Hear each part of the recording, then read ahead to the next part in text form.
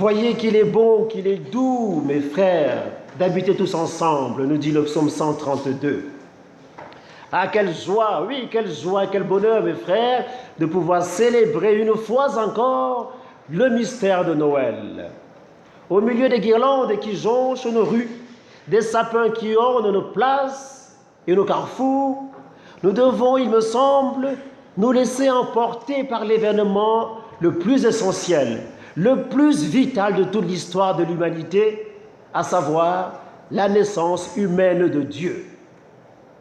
À ce propos, mes frères, soyons clairs, que les hommes reconnaissent ou ne reconnaissent pas le Christ comme le Fils de Dieu, cela ne change rien à la réalité. La vérité reste la vérité, qu'elle soit reçue ou non. Et la vérité, la voici tout entière, dans sa pure vérité même.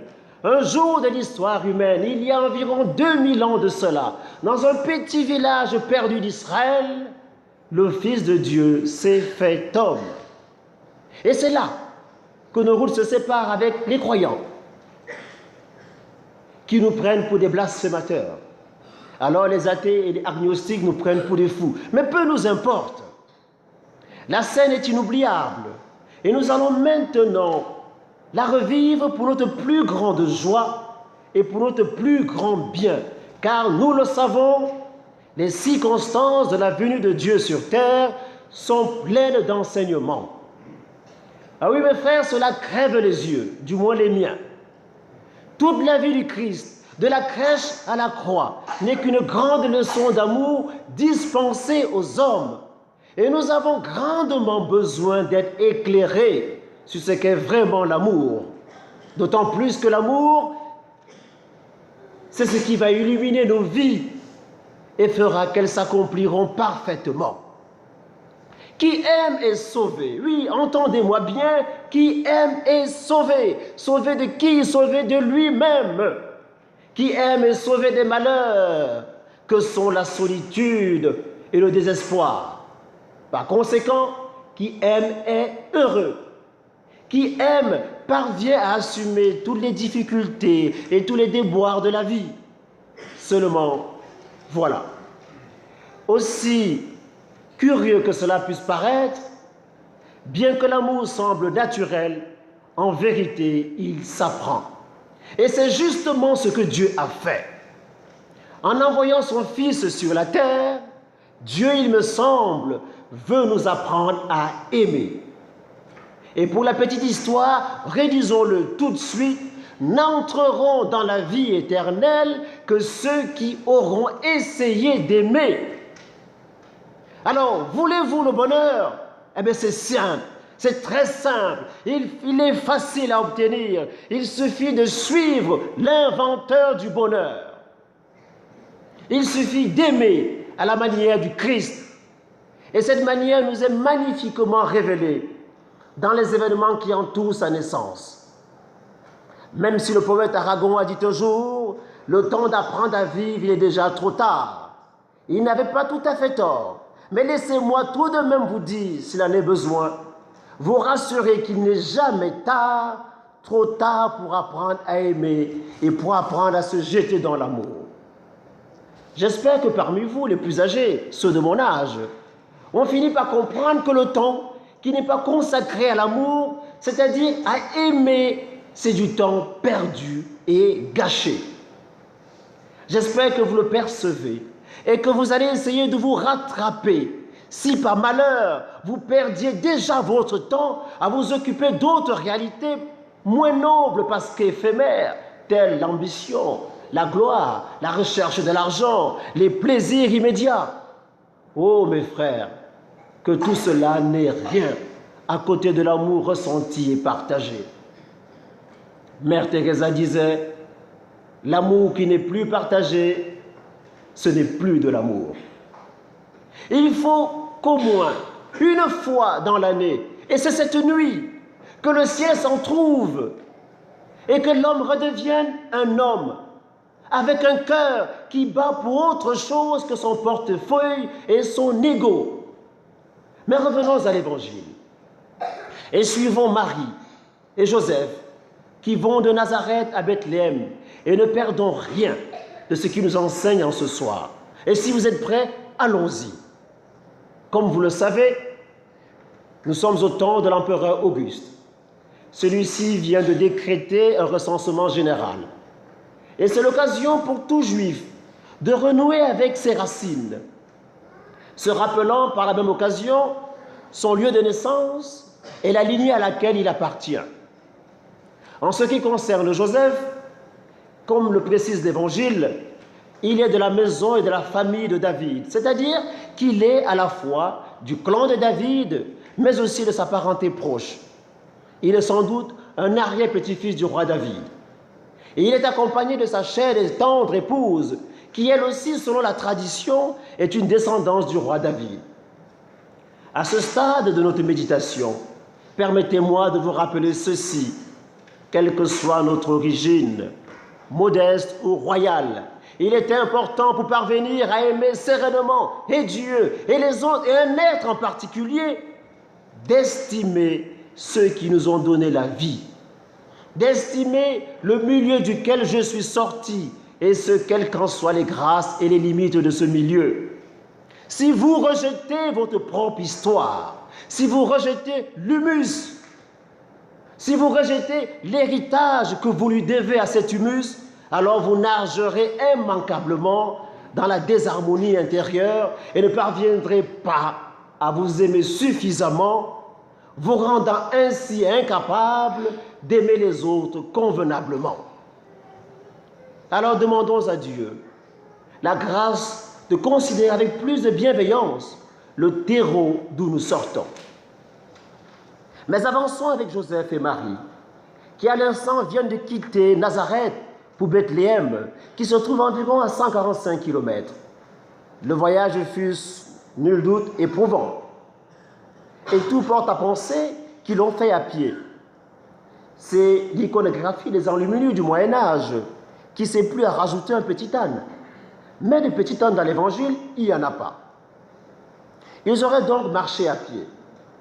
Quelques jours de marche pour la mère de Dieu enceinte jusqu'au cou.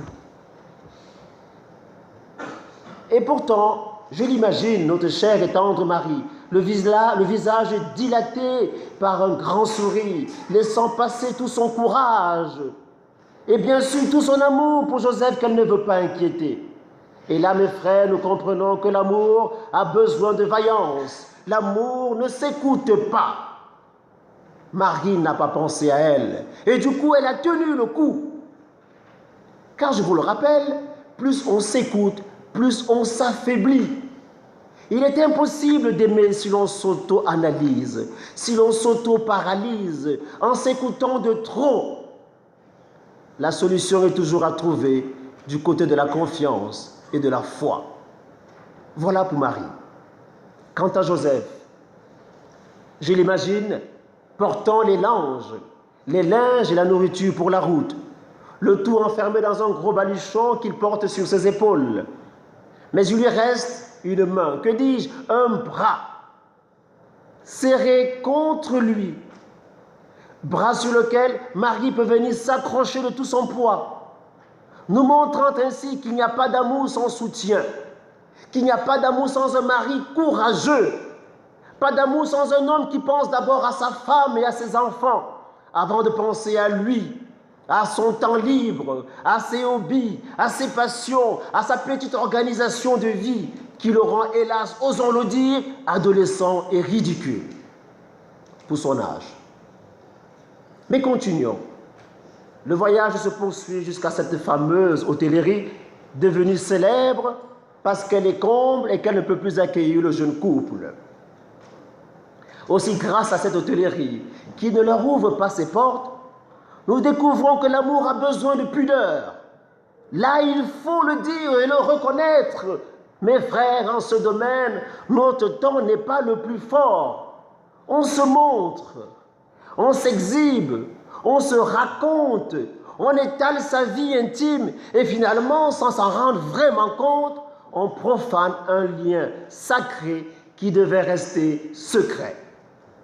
Ah, si chacun de nous pouvait rester discret sur ce qu'il vit avec son mari, avec sa femme, avec son ami, l'amour en sortirait plus fort. Alors mes frères, excusez-moi, chut! Oui, chut mes frères, je vous en prie. Ce que vous vivez n'est qu'à vous et qu'à Dieu. Dieu qui veut être le complice, votre complice jusque dans vos confidences. Précision, le secret n'est pas la cachotterie. Le secret appartient à la pudeur et à l'amour. À cette heure, vous êtes d'accord avec moi?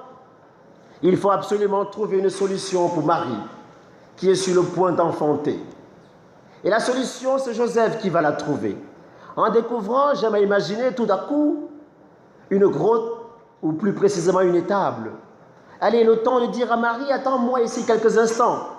Je vais voir si le lieu pourrait convenir.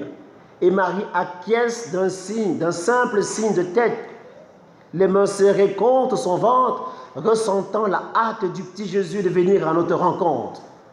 J'imagine Joseph escaladant un petit muret, entrant alors dans ce qui deviendra la crèche. Depuis Saint François, nous savons qu'il y a là un bœuf qui tourne sa tête avec un certain étonnement et un âne qui secoue ses oreilles en se demandant ce qui se passe. Regardons à présent Joseph. Que fait-il? Il est en train de répandre dans toutes les tables une botte de paille trouvée derrière la porte. Il la repend, la paille en couche épaisse, pour que Marie soit au mieux. Ce qui compte, c'est cela. Et sur ce lit de fortune, allez, je ma pensée qu'il déplie un beau drap blanc qui tranche avec l'obscurité du lieu. C'est la nuit. Il fait noir. Tout est fin prêt. Et ainsi nous découvrons que l'homme, c'est-à-dire le masculin, se doit de soutenir sa femme dans les tâches les plus quotidiennes. Quelle que soit l'ampleur de son travail et la fatigue qu'il entraîne en arrivant le soir à la maison, il se doit, et c'est cela l'amour, de disposer la paille. Et cette paille, c'est la table à dresser, c'est l'aspirateur à passer, c'est le linge à repasser, c'est la prise à réparer. Ce sont les devoirs des enfants à suivre. C'est la vieille belle-mère impotente à nourrir. De son côté, Joseph a tout fait pour que les choses se passent au mieux. Il repart trouver Marie. Il prend la main de Marie, lui fait passer le petit muret et la fait entrer dans le palais de Dieu. Marie sourit encore, et c'est fou ce qu'elle est merveilleuse d'abnégation. J'imagine volontiers Joseph, les dents à s'installer, lui prenant la main en signe d'encouragement, lui adressant un sourire de présence et la serrant dans ses bras, puisqu'il n'y a pas de vrai amour sans vraie tendresse, sans caresse et sans baiser. Et puis, vous savez quoi? J'ai ma pensée que Marie a trouvé ce lieu charmant, et je mets ma foi coupée. Et vous savez pourquoi? Je vais vous le dire. Parce que l'amour aime à s'adapter à toutes les situations, à ne pas pester devant des conditions de vie qui, soi-disant, ne seraient pas favorables.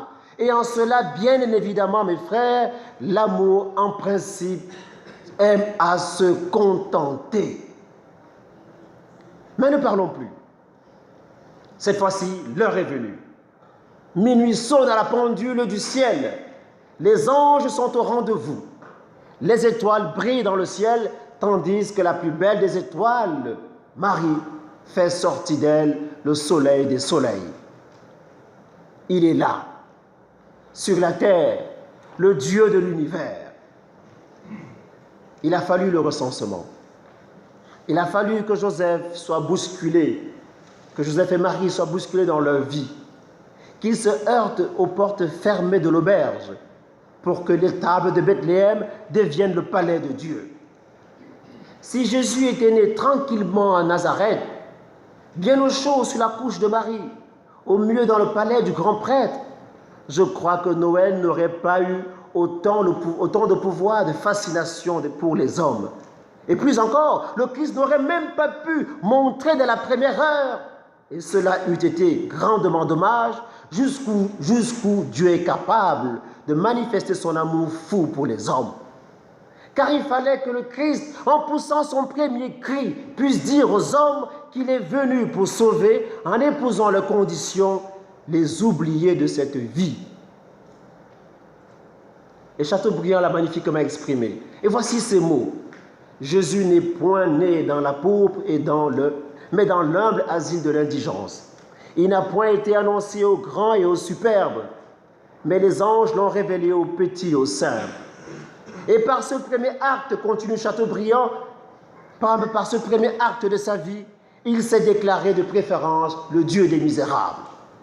Ainsi, Dieu a un grand faible pour les pauvres, pour les laissés pour compte, pour les moins lotis. C'est ainsi, on ne changera pas son goût. À travers l'enchaînement des événements, Dieu préparait la venue de son Fils dans une condition modeste. Et cela est fort d'enseignement, car ces faits humainement peu favorables au Christ ont servi finalement sa cause. Et si en cette nuit, nous comprenons que Dieu nous conduit en créant et en permettant certaines circonstances, les années qui nous restent à vivre en seraient des plus heureuses. Parce qu'au lieu de nous constituer en arbitre de la vie, en juge de Dieu, nous en serons les serviteurs. Oui, mes frères, il faut se laisser conduire par Dieu comme on se laisse emporter par un vrai amour. L'homme supérieur, disait Balzac, c'est celui qui épouse les événements. Mais cette sagesse nous fait bien souvent défaut. Nous voulons tout contrôler. Et tout ce qui nous contrarie nous met dans des états seconds. Tiens, la voiture est en panne. Un train arrive en retard. Voilà, on crie comme des putois que c'est inadmissible. On oublie que derrière, il y a forcément le doigt de Dieu, qui peut-être nous préserve d'un danger grave. Mais revenons à la crèche. J'imagine que l'enfant citonné, Marie et Joseph, rentrent en adoration devant cet enfant qu'ils partagent avec Dieu. Que voulez-vous, mes frères? L'amour aime les enfants. Et c'est pourquoi ceux qui n'en ont pas malgré eux souffrent tant. Nous apprenons aussi de Marie et de Joseph à l'adoration devant leur enfant, que la prière est essentielle à la croissance de l'amour, car l'amour vient de Dieu, et celui qui ne le sait plus ou qui l'oublie, alors rabaisse l'amour et n'honore pas l'amour comme cela se doit. Et c'est là le fameux mot de Mauriac, le monde sans Dieu considère l'amour comme un geste, comme un autre. Grâce à l'amour, mes frères, partout, je dis bien partout, on peut être heureux. Ah mes frères, je vous l'avais dit, en commençant, il a fallu que Dieu pose ses bagages sur terre pour que nous entrions plus avant dans le mystère de l'amour. Que de lumière avons-nous reçu en cette nuit de Noël? Permettez-moi encore de les rappeler. Qui veut vivre d'amour doit aimer la famille d'où il sort, de manière à s'aimer soi-même et à aimer convenablement et Dieu et les autres. Qui veut vivre d'amour doit faire preuve de vaillance au nom de couardise. Qui veut vivre d'amour ne doit pas se prendre le pouls toute la journée, mais bien plutôt soutenir l'être aimé. Qui veut vivre d'amour se doit d'être pudique, en préservant jalousement les secrets du couple, de son ami, de sa communauté et de sa famille. Qui veut vivre d'amour doit donner un bon coup de main et assumer les tâches quotidiennes avec beaucoup de joie. Qui veut vivre d'amour ne doit pas être avare de tendresse, de caresses et de baisers. Qui veut vivre d'amour doit être capable de s'adapter à toutes les situations, fussent-elles apparemment misérables ou défectueuses. Qui veut vivre d'amour doit comprendre ce que dit le livre des Actes des Apôtres, il y a plus de bonheur à donner qu'à recevoir. Ou comme l'a si joliment dit Diderot, l'homme le plus heureux est celui qui fait le bonheur d'un plus grand nombre d'autres. Ah, quel jour, mes frères! Mes frères bien-aimés, quel jour unique, je dirais quel jour saturé d'amour nous sommes en train de vivre.